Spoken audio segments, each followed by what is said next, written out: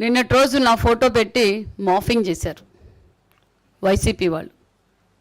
ఎందుకు మీరు ఇలా మాఫింగ్ చేస్తున్నారు? భయపడే కదా. మిమ్మల్ని మేము అసెంబ్లీకి రమ్మన్నాం. ఇలా మాఫింగ్ చేయడం, మా నిన్నటి రోజే ముఖ్యమంత్రి గారు కూడా కఠినమైన చర్యలు తీసుకుంటున్నామని చెప్పారు. నేను కూడా కంప్లైంట్ ఇచ్చాను.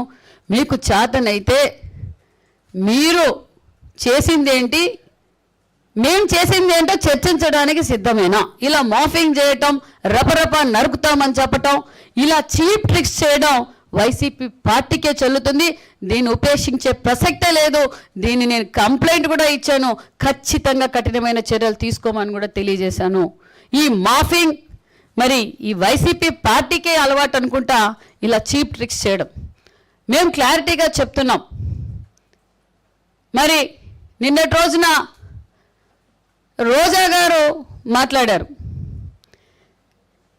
సవితమ్మ ఫస్ట్ ఎమ్మెల్యే, ఫస్ట్ మంత్రి సవితమ్మ గారు చంద్రబాబు నాయుడు గారు మెప్పు కోసం ఇలా మెడికల్ కాలేజ్ గురించి దుష్ప్రచారం చేస్తూ ఉంది అని అన్నారు. నేను దుష్ప్రచారం చేయడం లేదు. మరి మీరు కూడా మరి మీరేమన్నా పుట్టకతో రాజకీయ కుటుంబం నుంచి వచ్చారేమో నాకు తెలియదు, కానీ నా ఫస్ట్ టైం ఎమ్మెల్యేనే, ఫస్ట్ టైం మంత్రే. మా చంద్రబాబు నాయుడు గారు మాకు నేర్పింది సభ్యత, సంస్కారం, అభివృద్ధి మీద మమ్మల్ని రెచ్చిపోమన్నారే తప్ప మాటల్లోనూ అసభ్యకరంగా మాట్లాడడంలోనూ మాకు నేర్పలేదు రోజా గారు. మరి నేను మెడికల్ కాలేజీల గురించి అబద్ధాలే మాట్లాడింటే మీకెందుకంత భయం? 17 మెడికల్ కాలేజీ గురించి చర్చించడానికి మేము సిద్ధంగా ఉన్నాం. మీరు రాజకీయాల్లో కొత్త నేనన్నచ్చు. మరి మీరు పుట్టకతో రాజకీయాల్లో వచ్చినప్పుడు నగర్లో మీరు ఏం అభివృద్ధి చేశారో? నేనేం తిరుపతి లెటర్లు అమ్మలేదు. టూరిజం మినిస్టర్గా మీరు ఏం చేశారో? మరి మీరు చైర్మన్గా కూడా పనిచేశారు. ఏపీఐసీసీకి చైర్మన్గా ఏం అభివృద్ధి చేశారో 5 సంవత్సరాలుగా మీరు చర్చించడానికి సిద్ధమైతే, మీరు సిద్ధం కాకపోయినా ఒక్కొక్కరు చిట్టా తీస్తున్నారు. చట్టం తన పని చేసుకుంటూ పోతుంది. మరి నేను ఈ 15 నెలల్లో మా డిపార్ట్మెంట్కి నేనేం చేశా? బీసీ వెల్ఫేర్లో నేనేం అభివృద్ధి చేశా? నా నియోజకవర్గాన్ని ఏ విధంగా అభివృద్ధి చేశా? పెనుగొండ నియోజకవర్గంలో ఉన్న ప్రోటోకాల్, టీటీడీ దర్శనం ప్రోటోకాల్ ఎంతమందికి చేయించా? ఎంతమంది నియోజకవర్గం ప్రజలకి నేను దర్శనం చేయించా? అదేవిధంగా హ్యాండ్లూమ్స్ అండ్ టెక్స్టైల్స్ ద్వారా నేను ఏం పనులు చేశా? మరి నేను చర్చించడానికి సిద్ధంగా ఉన్నా. నగర్లో మీరు ఏం చేశారు? నగర్లో తిరుమల దర్శనాలు ఎంతమంది చేయించారు? మీ డిపార్ట్మెంట్ ద్వారా ఎంతమందిని చేయించారో మీరు చర్చించడానికి సిద్ధమైతే, ఎందుకంటే మీరు సీనియర్లు, మీరు కూడా తెలుగుదేశం పార్టీలో ఏబీసీడీలు నేర్చుకున్న వారే. మిడతల రజనీ గారు మీరు కూడా ఇక్కడ పెట్టిన మొక్కే. మరి ఇంకా వలస పక్షులు మాట్లాడుతున్నారు. నేను ఎవరితో అయినా చర్చించడానికి సిద్ధమే. మరి ఏ నియోజకవర్గాల్లో గతంలో 5 సంవత్సరాలుగా పనిచేశారు? ఈరోజు మా నియోజకవర్గంలో కూడా కొంతమంది మాట్లాడుతున్నారు. ఎక్కడి నుంచి వచ్చిన వాళ్ళు కూడా మంత్రులుగా పనిచేశారు.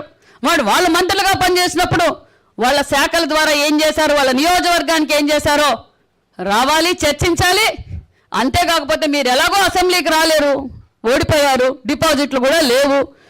మరి మీ పులివెందుల ఎమ్మెల్యే గారు ఉన్నారు. మీ పులివెందుల ఎమ్మెల్యే గారితో ఏమేమి డిపార్ట్మెంట్ల నుంచి ఏమేమి క్వశ్చన్లో రైట్ చేయించండి, మేము జవాబు చెప్పడానికి, మైక్ ఇవ్వడానికి సిద్ధంగా ఉన్నాం. ఒకరేమో జబర్దస్త్లో చేసుకుంటూ హైదరాబాద్లో ఉంటారు, ఇంకొకరేమో బెంగళూరులో ఉంటారు. ఏ నియోజకవర్గంలో ఎవరు చెరువులు కబ్జాలు చేసి లేఅవుట్లు వేశారో, ఎవరు తిరుమల లెటర్లు అమ్ముకున్నారో, ఎవరు అప్పిచ్చిన వారిని బెదిరించారో, కేసులు వాళ్ళ మీదే కేసులు పెట్టారో, ఎవరు ఏ చెట్టును అడిగినా, ఏ పుట్టను అడిగినా మరి సిద్ధంగా ఉన్నాం. నేను దేనికైనా జవాబు చెప్పడానికి సిద్ధంగా ఉన్నాను. మరి నేను తెలియజేసేది ఒకటి, రోజా గారికి కావచ్చు, వైసీపీ నాయకులకు కావచ్చు, 17 మెడికల్ కాలేజ్ గురించి చర్చించడానికైనా సిద్ధమే, యూరియా గురించి చర్చించడానికైనా సిద్ధమే, అమరావతి గురించి చర్చించడానికైనా సిద్ధమే. మరి పులివెందల్లో బాబాయ్ గొడ్డలిపోటు గురించి చర్చించడానికైనా సిద్ధమే. అంతేకాకుండా మరి మిడతల రజనీ గారు కూడా మాట్లాడుతున్నారు. అమ్మ మీరు కూడా మంత్రిగా పనిచేశారు, ఇంకొక ఆమె కూడా మంత్రిగా పనిచేశారు. మరి మీ డిపార్ట్మెంట్ల వైజ్గా మీరు చర్చించడానికి సిద్ధమైతే నేను చర్చించడానికి సిద్ధంగా, నేను క్లారిటీగా ఉన్నా. మేము ఎక్కడ అసభ్యకరంగా మాట్లాడాం. నేను మొదటిసారి ఎమ్మెల్యేనే, మేము హాఫ్ నాలెడ్జ్, మీరు ఫుల్ నాలెడ్జ్ వాళ్ళు.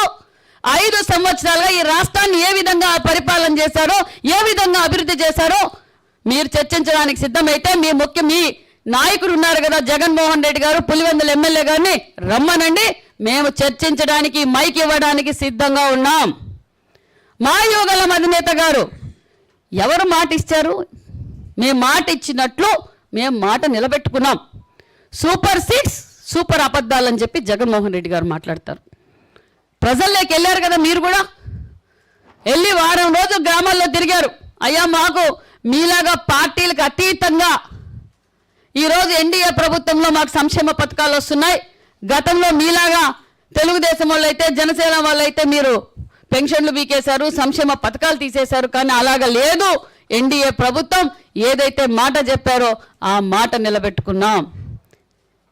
ఈరోజు మేము ఒక్కొక్కటిగా సూపర్ 6 సూపర్ హిట్ సక్సెస్తో పాటు మరి అనేక సంక్షేమ పథకాలు చేశాం. ఒక పక్క పోలవరం పూర్తి చేస్తున్నాం, ఒక పక్క అమరావతి చేస్తున్నాం, ఒక పక్క ఈరోజు మెగా డిఎస్సి వల్ల ఈరోజు యువతకు ఒక ఎంత ఆశగా ఉందో. మరి గతంలో మీరు ఏం చెప్పారు? ప్రతి సంవత్సరం మెగా జాబ్ క్యాలెండర్ అని చెప్పారు. సంపూర్ణ మద్యపాన నిషేధం అన్నారు. అమ్మఒడి ఎంతమందికి ఉంటే అంతమందికి ఇస్తామన్నారు. రాజధాని గురించి మీరు ఏం చెప్పారండి?